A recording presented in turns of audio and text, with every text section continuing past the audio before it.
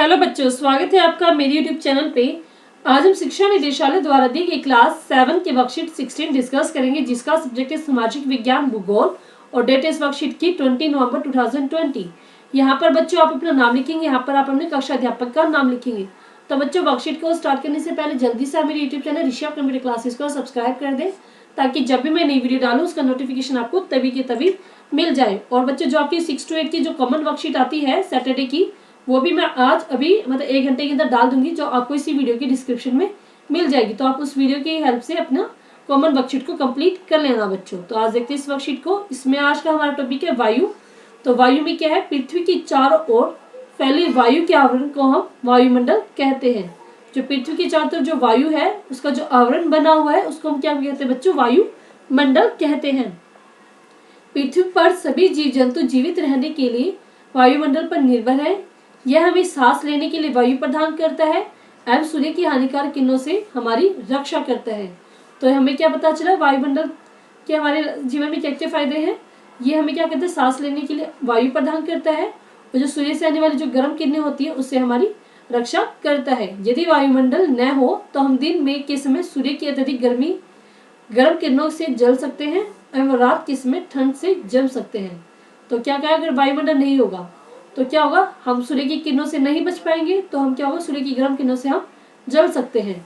और रात को क्या होगा, हम ठंड के मारे हम जम भी सकते हैं, मतलब हम एकदम जैसे बर्फ जम जाती है ना वैसे ही हम जम सकते हैं। ठीक है।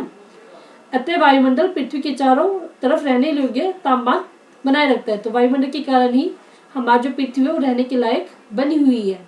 अब हम देखते हैं आगे।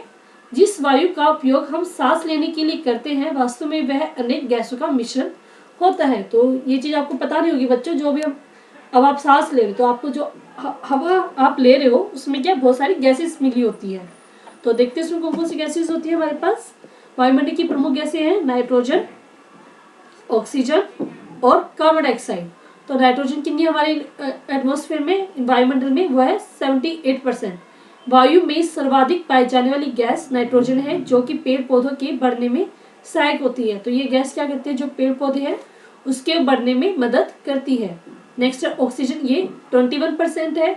प्रचुरता में मिलने वाली दूसरी गैस जो सभी जीव जंतुओं एवं मनुष्यों को जीवित रहने के लिए आवश्यक है। ये क्या है, नाइट्रोजन के बाद सबसे ज्यादा ये पाई जाती है ऑक्सीजन, जो सभी जीव जंतुओं और मनुष्यों को जीवित रहने के लिए बहुत ही आवश्यक होती है। इसी की वजह से आप सांस ले पाते हैं। नेक्स्ट है कार्बन डाइऑक्साइड। मनुष्य व जीव जंतु दोनों ऑक्सीजन लेते हैं और कार्बन डाइऑक्साइड छोड़ते हैं। इसके विपरीत पेड़ पौधे कार्बन डाइऑक्साइड लेते हैं और ऑक्सीजन छोड़ते हैं। इस प्रकार वायुमंडल का संतुलन बना रहता है। अब आपको पता है आप क्या लेते हैं, वायु से ऑक्सीजन लेते हैं और कार्बन डाइऑक्साइड छोड़ते हैं, और इसके विपरीत जो पेड़ पौधे होते हैं वो कार्बन डाइऑक्साइड लेते हैं और ऑक्सीजन छोड़ते हैं। तो इसी प्रकार हमारे जो वायु में है, वायुमंडल में गैसों का संतुलन बना रहता है। तो पेड़ों की उपयोगिता देखते हैं, क्या किस प्रकार हमारे जीवन में पेड़ उपयोगी है। यदि हम पेड़ काटते हैं तो वायु में ऑक्सीजन और कार्बन डाइऑक्साइड का संतुलन बिगड़ जाता है, इसलिए हमें पेड़ काटने नहीं चाहिए। क्योंकि हमें अभी पता है ना कि अगर हम पेड़ काट देंगे तो हमारे इन्वायरमेंट में क्या होगा, कार्बन डाइऑक्साइड बढ़ जाएगी, क्योंकि पेड़ पौधे कार्बन डाइऑक्साइड नहीं ले पाएंगे। ठीक है। और पेड़ पौधे कम हो जाएंगे तो हमें ऑक्सीजन भी कम मिलेगी, क्योंकि वो ऑक्सीजन छोड़ नहीं पाएंगे। तो इस प्रकार क्या है, उनका संतुलन बिगड़ जाएगा। ऑक्सीजन की मात्रा पेड़ लगाने से बढ़ती है, इसलिए हमें अधिक से अधिक पेड़ लगाने चाहिए। अगर आप सांस लेना चाहते हैं, अगर आपको ऑक्सीजन चाहिए तो आपको अपने आसपास पेड़ पौधे लगाने चाहिए बच्चों। कार्बन डाइऑक्साइड एक महत्वपूर्ण गैस, देखते हैं किस प्रकार वो महत्वपूर्ण गैस है। कार्बन डाइऑक्साइड वायुमंडल में फैलकर पृथ्वी से विकिरित ऊष्मा को पृथ्वी पर रोककर ग्रीन हाउस प्रभाव पैदा करती है। तो कार्बन डाइऑक्साइड क्या करती है, जैसे हमारी जो पृथ्वी है वो क्या करती है, किरणें निकालती है, मतलब गरम गरम जो ऊष्मा निकालती है उसको क्या करती है, रोक कर ग्रीन हाउस इफेक्ट या ग्रीन हाउस प्रभाव पैदा करती है। ठीक है। इसलिए इसे ग्रीन हाउस गैस भी कहते हैं। इसके अभाव में धरती इतनी ठंडी हो जाती है कि इस पर रहना असंभव होता है। अगर जो हमारे पास कार्बन डाइऑक्साइड नहीं होगी तो हमारी क्या होगी, जो अर्थ है इसके अभाव में हमारी धरती इतनी ठंडी हो जाती है कि इस पर रहना असंभव होता। ठीक है। अगर कार्बन डाइऑक्साइड नहीं होगी तो हमारी जो अर्थ है वो बहुत ही ठंडी पड़ जाती है।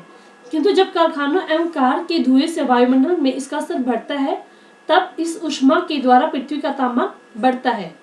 ठीक है, अगर जैसे हमारे जो कारखानों से निकलने वाला जो धुआं होता है उससे क्या होता है, हमारे वायुमंडल में कार्बन डाइऑक्साइड ज़्यादा हो जाती है, जिससे हमारे पास टेम्परेचर हमारे वायुमंडल में ज़्यादा हो जाता है और उससे क्या होता है, हमारी पृथ्वी का तापमान भी बढ़ने लग जाता है। इसे हम भूमंडलीय तापन या ग्लोबल वार्मिंग कहते हैं बच्चों।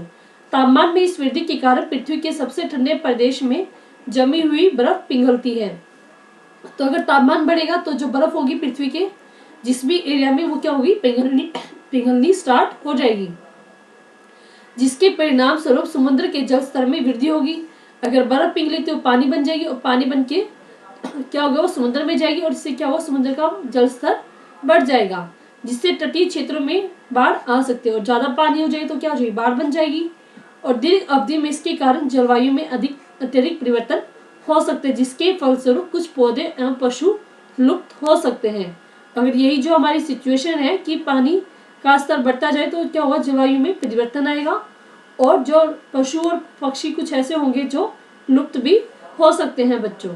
ठीक है, इसलिए क्या कहा जाता है, हमें क्या कहा जाता है कि वायु प्रदूषण को हम कम से कम करें, ताकि हमारा जो वातावरण है, वायुमंडल है, उसमें कार्बन डाइऑक्साइड का स्तर लिमिटेड रहे, मतलब वो बढ़े ना। ठीक है, निम्नलिखित प्रश्नों के उत्तर दीजिए। वायुमंडल क्या है? तो इस वर्कशीट की पहली लाइन क्या थी, हमारा वायुमंडल थी। तो इसको देखते हैं हम यहाँ पे। तो यहाँ पे हमारा फर्स्ट क्वेश्चन यही है, पृथ्वी की चारों ओर फैले वायु के आवरण को हम वायुमंडल कहते हैं। तो ये आपका फर्स्ट क्वेश्चन का आंसर हो जाएगा, यहाँ तक आप लिखेंगे। ठीक है, तो नेक्स्ट क्वेश्चन देखते हैं इसका। पृथ्वी पर तापमान की वृद्धि का क्या कारण है? तो पृथ्वी पर तापमान का क्या बढ़ने का क्या कारण है? पृथ्वी का तापमान बढ़ने का कारण है वातावरण में कार्बन डाइऑक्साइड के स्तर में वृद्धि। तो वातावरण में अगर कार्बन डाइऑक्साइड की वृद्धि हो जाती है तो उसी के कारण पृथ्वी का तापमान भी बढ़ने लग जाता है बच्चों। तो नेक्स्ट क्वेश्चन है, रिक्त स्थानों की पूर्ति कीजिए। उसके लिए आपको यहाँ पे संकेत दिए गए, उसका इस्तेमाल करके आपको भरना है। तो पेड़ पौधे डैश गैस छोड़ते हैं, तो पेड़ पौधे ऑक्सीजन छोड़ते हैं। ठीक है, यहाँ पे आप लिख लेना ब्लैंक में, ऑक्सीजन छोड़ते हैं बच्चों। नेक्स्ट है, डैश गैस ग्रीन हाउस प्रभाव पैदा करती है। तो कौन सी गैस करती है बच्चों? Carbon dioxide. तो कार्बन डाइऑक्साइड, तो ये आप इसमें भर लेना, ये आपका सेकंड का आंसर है, सॉरी। तो यहाँ पे आप लिखिए कार्बन डाइऑक्साइड, यहाँ से भी आप देख सकते हैं, ये कार्बन डाइऑक्साइड। पृथ्वी के वायुमंडल के तापमान में वृद्धि को डैश कहते हैं। तो वायुमंडल में तापमान की वृद्धि को हम क्या कहते हैं बच्चों? भूमंडलीय तापन। तो आप लिखेंगे यहाँ पे थर्ड आंसर हो जाएगा भूमंडलीय तापन, भूमंडलीय तापन। ठीक है, तो अब हम देखते हैं इस वर्कशीट का नेक्स्ट क्वेश्चन, फोर्थ क्वेश्चन। वायुमंडल में गैसों की मात्रा को मैच करना है। नाइट्रोजन हमारे एनवायरनमेंट में सबसे ज्यादा होती है, तो ये हो जाएगा हमारा 78%। उसको हमने गैस के साथ मैच कर दिया। ऑक्सीजन कितनी है हमारे पास? 21%। ये कितना हो गया हमारे पास? 2। कार्बन डाइऑक्साइड कितनी है बच्चों हमारे पास? 0.03। ठीक है, ये हो गया हमारे पास थर्ड। और आर्गन कितनी थी बच्चों हमारे पास? 0.93। तो ये फोर्थ। अगर मैच कर लिए यहाँ से, आर्गन हमने देखा ना 0.93 और कार्बन डाइऑक्साइड हमारे पास कितनी है? 0.03। तो यहाँ पे अब 0.03 आएगा। ठीक है, आर्गन ये हो गया और हमारे पास क्या बची? अन्य गैस है। अन्य गैस हमारे पास कितनी है बच्चों? 0.04। तो ये हो गया हमारा फिफ्थ का आंसर। ठीक है, तो ये अन्य गैस हमारे पास 0.04। तो इससे भी आप मैच कर लेना। तो इस प्रकार बच्चे पूरी वर्कशीट हमारी कंप्लीट हो गई। अगर आपको ये वर्कशीट समझ में आई, अच्छी लगी है, तो इस वीडियो के लिए आप एक लाइक जरूर कीजिएगा, दोस्तों के साथ शेयर कीजिएगा और मेरे YouTube channel Rishabh computer classes को सब्सक्राइब करना ना भूले बच्चों। थैंक यू बच्चों, थैंक यू वेरी मच।